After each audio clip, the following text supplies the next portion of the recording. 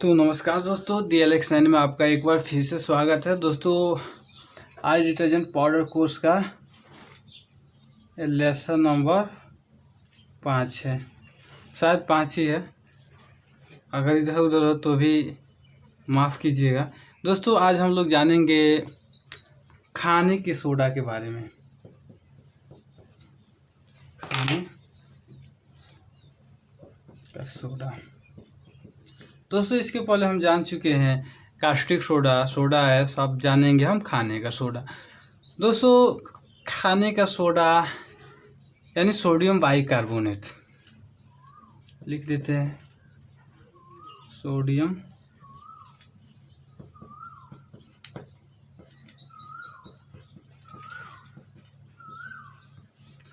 दोस्तों जैसा कि हम लोग जानते हैं कि सोडा एस या फिर कास्टिक सोडा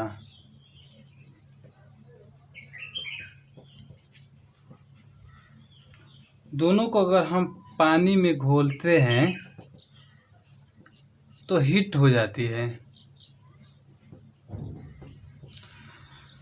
दोस्तों जैसे कि हम जानते हैं सोडा एस या फिर कास्टिक सोडा को पानी में घोलने पे वो दोनों गर्म हो जाती है, लेकिन खाने का सोडा में ये विपरीत इसके गुण है।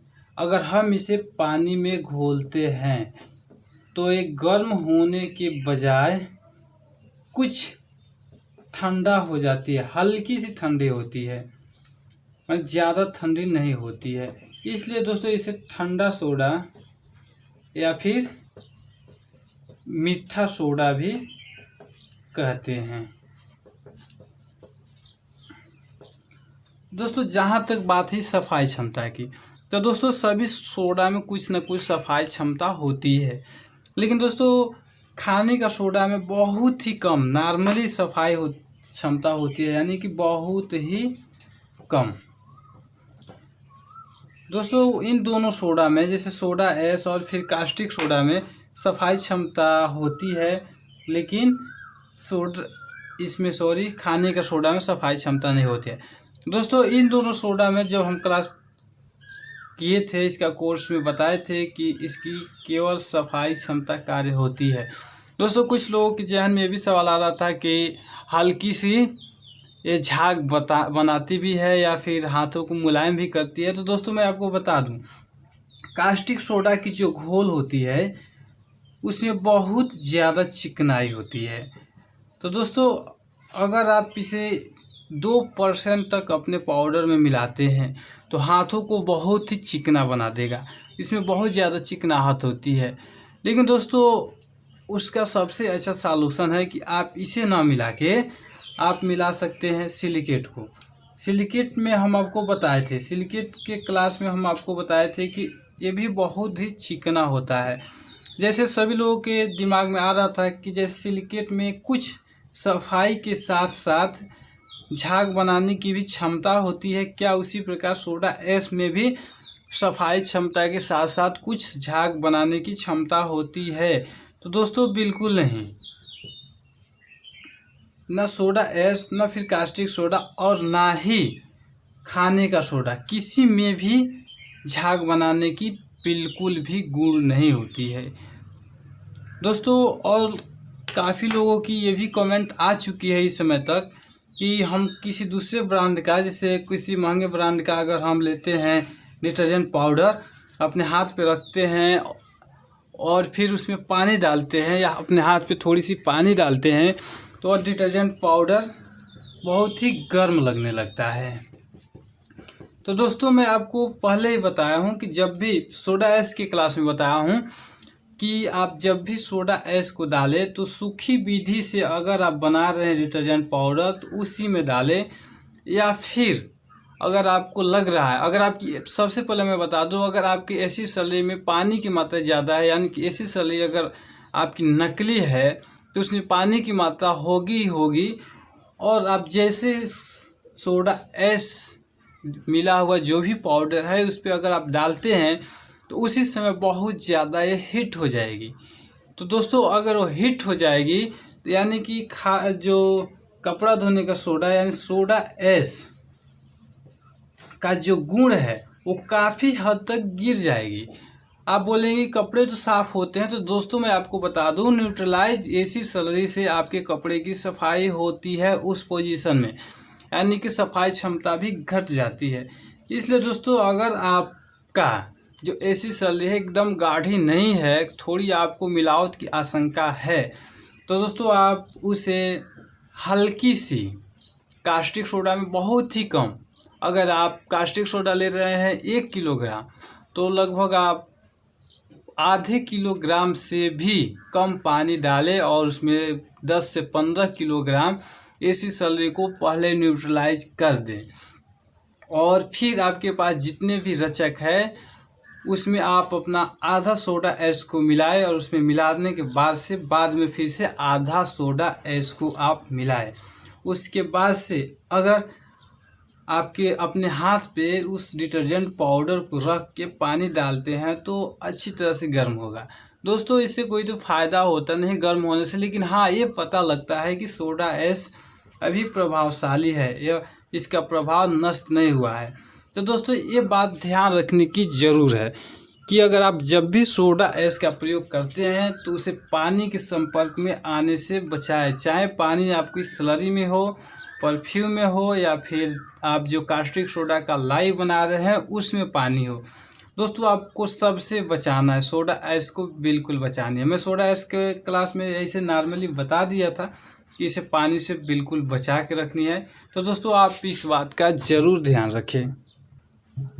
वैसे दोस्तों हम बात कर रहे थे खाने के सोडा के बारे में, तो हम उसी के बारे में जानते हैं। बाकी जो जानकारी है बाद में भी हम जान सकते हैं, अगली क्लास में भी जान सकते हैं, थोड़ी बहुत रोज़ जान जाएंगे। जो भी किसी टॉपिक में हमारी छुट्टी हो हम जान जाएंगे। तो दोस्तों सोडियम बाइकार्बोनेट का यूज हम जान लेते हैं, इसका मुख्य यूज होता है क्या। जैसे हम आपको बताया ना इसमें सफाई होती है न झाग बनाने की क्षमता होती है। तो आप सोच रहे होंगे कि हम आखिर इसे डिटर्जेंट पाउडर में क्यों डालें, और ये सोडा ऐश से हल्की होती है और प्लस में महंगी होती है। तो दोस्तों ना सफाई होती है ना झाग होती है, महंगी भी होती है, तो आखिर हम इसे क्यों डालें। तो दोस्तों सबसे पहले हम इसका जान लेते हैं चिलेटिंग एजेंट। दोस्तों चिलेटिंग एजेंट के बारे में हम अगली क्लास में जानेंगे। तो दोस्तों आप मोटा मोटी जान लीजिए चिलेटिंग एजेंट का काम क्या होता है, पानी को मृदुल बनाना है। दोस्तों पहले जब लोग तालाब के पानी से कपड़े को धोते थे तो कपड़े उतनी ज़्यादा साफ नहीं हो पाती थी, इसलिए दोस्तों इसके बारे में हम विस्तृत चर्चा आगे करेंगे क्योंकि वीडियो काफ़ी लंबी हो जाएगी। चिलेटिंग एजेंट में हम आपको पूरी तरह समझाएंगे, बस आप इतना जान लीजिए चिलेटिंग एजेंट का काम होता है पानी मृदुल करना। आप किसी भी सॉफ्ट वाटर में अगर आप अपने डिटर्जेंट पाउडर को घोल के कपड़े को साफ़ करते हैं तो बहुत ही अच्छी क्वालिटी में सफाई होगी। इसलिए दोस्तों चिलेटिंग एजेंट का काम होता है पानी को मृदुल बनाना। हम इसके लिए सोडियम परबोरेट ये कई आते हैं रचक आते हैं, उसके बारे में हम आगे जानेंगे, अगली क्लास में जानेंगे। लेकिन आप आज खाने के सोडा के बारे में जान रहे हैं, इसकी बहुत सारी कार्य होती है, तो आज हम लोग ये जानते हैं। तो इसका मुख्य कार्य होता है चिलेटिंग एजेंट के रूप में।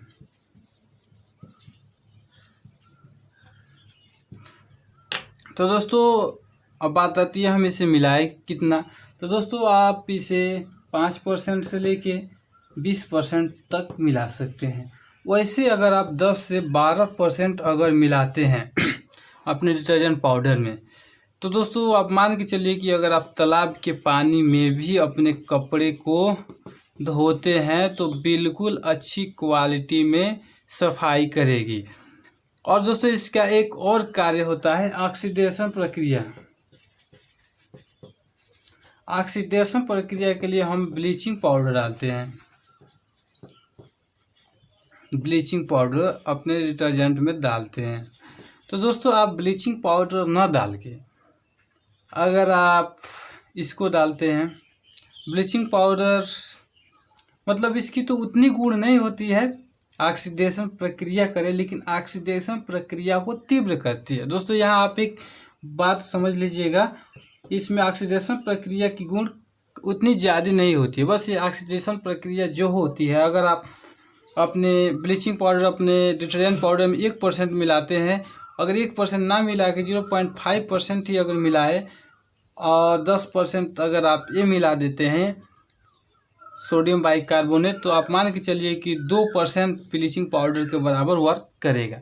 यानी कि इसकी गति को तीव्र कर देगा, ऑक्सीडेशन प्रक्रिया को तीव्र करने का इसमें गुण होती है। और दोस्तों ऐसे तो आप समझिएगा चिलेटिंग एजेंट का कार्य करता है, यानी खारे पानी को मृदुल बनाने का कार्य करता है। तो दोस्तों आज की क्लास में इतना ही। अगले क्लास में हम जानेंगे सोडियम सेस्क्यू कार्बोनेट और सुहागा तथा कास्टिक पोटाश के बारे में जानेंगे। वो छोटी सी क्लास होगी। अगर आपको कोई भी प्रॉब्लम हो तो दोस्तों आप कमेंट में पूछ सकते हैं। तो धन्यवाद दोस्तों, फिर मिलते हैं अगले वीडियो में एक नई क्लास के साथ।